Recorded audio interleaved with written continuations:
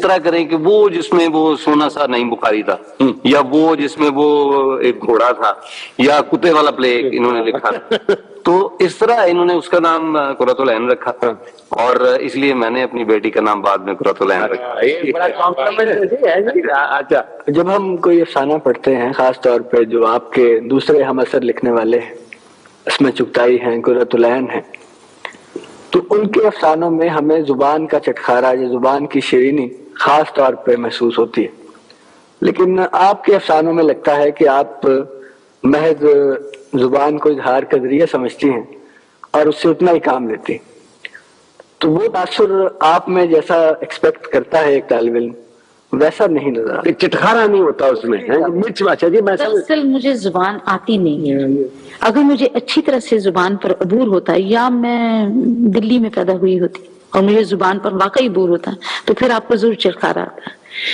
مشکل یہی ہے کہ میں جب سوچنے لگتی ہوں تو پھر میں زبان کی ایسی پرواہ نہیں کرتی۔ بانو آپا سے میرا یہ سوال ہے کہ گورنمنٹ کالج کے حوالے سے میں آپ 45 برس پہلے وہاں پہ تھیں، اور وہاں کے اساتذہ پطرس بخاری ہوں گے، صوفی تبسم صاحب ہوں گے، تو وہ جو ماحول تھا اسے آپ کس طرح سے دیکھتی ہیں؟ جب ہم پڑھتے تھے تو لڑکے کافی ڈرے ہوئے ہوتے تھے، شاید اب نہ ڈرے ہوئے ہوں، یہ مجھے معلوم نہیں، اور پروفیسر خصوصی طور پر لڑکیوں کے اوپر خاص توجہ دیتے تھے جو انہیں نہیں دینی چاہیے تھی، جو شاید اب بھی دیتے ہوں۔ اشفاق صاحب آپ کے ایک صاحبزادے طبلہ بجایا کرتے تھے، اسیر صاحب، ہمارے ساتھ گورنمنٹ کالج میں پڑھتے تھے، تو میں پوچھنا چاہتا ہوں کیا آپ نے ان کو راغب کیا تھا، یا جب تک تم کو کم از کم بنیادی طبلہ بجانا نہیں آئے گا آپ کو ڈائلاگ ڈیلیوری نہیں آئے گا؟ سوائے ایوب خان کے اور کسی نے میری، یہ سب بیٹھے ہیں دیکھیں، ان کو میں مانتا پیتا رہتا ہوں کہ خدا کے واسطے طبلے کی بول بانٹ جو ہے یہ ضرور سیکھیں، ورنہ مشکل ہو جائے گی آپ کو ڈائلاگ کی ادائیگی میں۔ ورنہ وہ جو میری ایک پھوپھی ہوتی تھی وہ جیسے ڈائلاگ بولا کرتی تھی ویسے وہ جیل میں رہتی تھی، میں بی اے ایف اے کیا تو ان کو ملنے گیا، کہنے لگی کاکا تو کیوں آیا؟ میں ڈر گیا، تو کانو آیا کی ضرورت سی تیرے آن دی تینوں کنے کیا سی آپ پھوپھی نے مل جے تو اڑی جلدی چلے جانا سی۔ اچھا اب یہ اب ڈائلاگ کی ادائیگی یا اللہ میں تو سہما ہوا کھڑا ہوں، بات بری ہے، غلط بات ہے پھوپھی، لیکن بات اچھی ہے۔ اشفاق صاحب، ویسے مجھے آپ سے یہ سوال کرنا تو نہیں چاہیے کیونکہ میرے آپ استاد بھی ہیں اور شوہر بھی ہیں اور محسن بھی ہیں، لیکن اگر آپ مجھے پھر ناراض ہو جائے گی کہ اگر آپ مجھے تھوڑی سی اجازت دیں تو میں آپ سے ایک سوال کروں۔ بیویاں کچھ اچھی بات سیکھ لیں، ہماری اگر نہیں کی جی آپ کا پروگرام، جی جی دیکھیے بات یہ ہے کہ آپ نے محسوس کیا ہوگا کہ اگر کوئی بہت بڑا درخت ہو اور اس کے نیچے چھوٹی چھوٹی پنیری لگ جائے اسی درخت کی، تو اگر تا وقت ہے کہ اس کو نکال کر کسی اور جگہ نہ لگائیں وہ بڑے درخت نہیں بنتے ہیں۔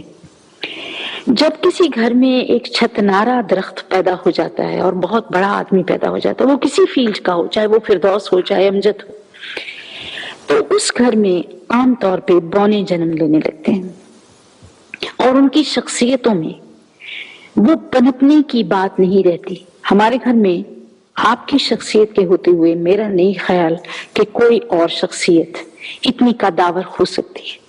تو سوال میرا یہ کہنے کا اور پوچھنے کا یہ ہے اشفاق صاحب کہ آپ نے اپنے آپ کو بڑھانے چھتنارا کرنے میں کچھ تو خدا کی مہربانی، کچھ آپ کی اپنی کوشش ہے، کیا کبھی رات کے پچھلے پہر یا شہر سے گئے ہوئے چین میں کسی ہوٹل میں بیٹھے ہوئے یا تاشکند میں بیٹھے ہوئے یا امریکہ میں بیٹھے ہوئے جب آپ بالکل تنہا ہوں، کیا آپ نے، جس طرح کہ میں احساس جرم سے بہت بار ٹکراؤ میرا ہوا ہے کہ میں اپنی اولاد کے لیے ایک کمپٹیشن کا، جو کمپٹیشن انہیں گھر سے باہر ملنی تھی وہ گھر ہی پہ مل گئی، وہ سزا انہیں گھر ہی پہ مل گئی۔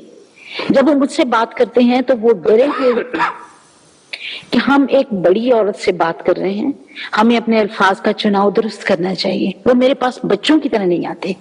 تو کیا اشفاق صاحب آپ نے ایسے لمحوں میں جب آپ بالکل اکیلے ہیں، آپ کے ساتھ آپ کے کپڑے بھی دوست نہ ہوں، آپ نے کبھی سوچا یا احساس جرم سے آپ لرزے کہ آپ نے 3 لوگوں کی شخصیت کے اوپر کمبل ڈال رکھے؟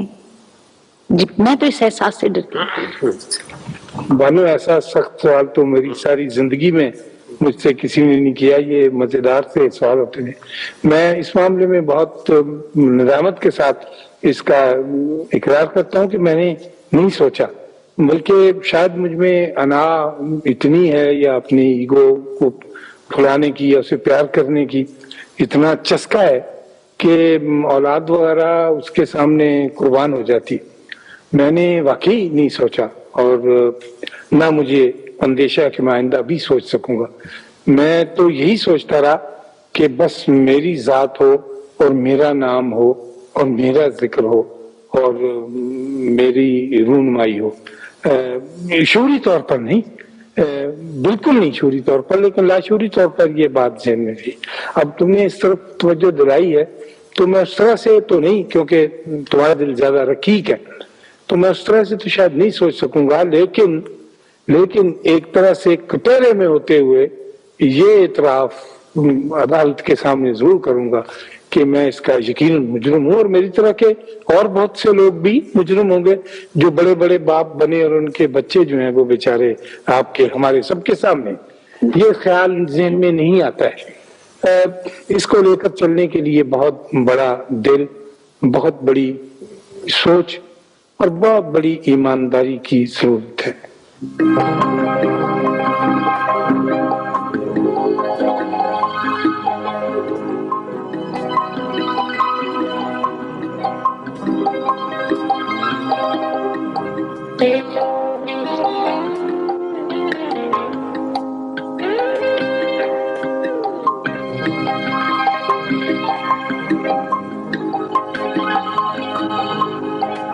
अदबी रहनुमाई रखते थे। उर्दू अफसाने और ड्रामे को समाज के अदबी इज़हार का वसीला बनाया। मन चलेगा सौदा और तोता कहानी की तकमील के दौरान वो तसव्वुफ की जानिब माइल हुए और फिर सूफीज़्म की गहराइयों में दाखिल होते गए। उन्होंने आम आदमी से दानिश लेकर आम आदमी को वो दानिश पहुंचाई। उन्होंने आम आदमी की इज्जत नफ्स के लिए बड़ी जिद्दोजहद की। जितना बड़ा नुकसान ब्रॉडकास्टिंग को और टेलीकास्टिंग को हुआ है, गालिबन किसी एक इंसान के जाने से इतना बड़ा नुकसान मेरे ख्याल इससे पहले कभी नहीं हुआ, ना आइंदा कभी होगा। ऐसे बंदे बहुत कम आते हैं। अशफाक अहमद कोई एक दिन में नहीं बनता। बाद लोग होते हैं जो एक फर्द के हवाले से दुनिया में जिंदा रहते हैं और चंद लोग ऐसे होते हैं जो जिनके हवाले से एक जमाना या एक अहद या एक दौर या कोई सिंफ़ अदब या पहचानी जाती है। इशफाक अहमद ने रेडियो के लिए एक तंज़ मुआशरती प्रोग्राम तलकीन शाह तख्लीक किया। इस प्रोग्राम का मरकजी किरदार भी वो खुद अदा करते थे। इस प्रोग्राम ने इतनी ज्यादा अवामी मकबूलियत हासिल की कि लोग उनका असल नाम भूलकर उन्हें तलकीन शाह कहकर पुकारने लगे। दुनिया में रेडियो की तारीख का तवील तरीन सिलसिला था जो 42 साल तक चला। 1960 में उन्होंने तजर्बाती फीचर फिल्म धूप और साहिबी बनाई। इशफाक अहमद के वफात की खबर हर एक के लिए अफसोसनाक थी।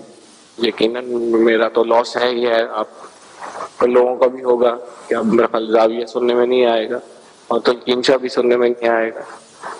और दुआ कीजिए कि हमें सब्र अल्लाह अता फरमाए। जो कुछ भी थे एक डिसिप्लिनरियन फादर थे, क्योंकि मोहब्बत भी साथ साथ थी, हमदर्दी का एलिमेंट ये बहा था उनका। वो एक ऐसा महसूस होता है कि जिस तरह वो किसी ने कड़ी धूप में वो छाता पर से जो है ना वो खींच दिया। इशफाक अहमद के इरसाल की खबर सुनते ही बड़ी तादाद में लोग उनके घर जमा होने शुरू हो गए। ताल्लुक रखने वाली कौमी और बैनुल अक़वामी शोहरत की हामिल शख्सियात के साथ साथ उनके तालिब इल्म भी बड़ी तादाद में उनका आखिरी दीदार करने के लिए आए। दूसरी जानब गवर्नर पंजाब खालिद मकबूल और नाजिम लाहौर मियां आमिर महमूद भी जनाजे पर मौजूद थे।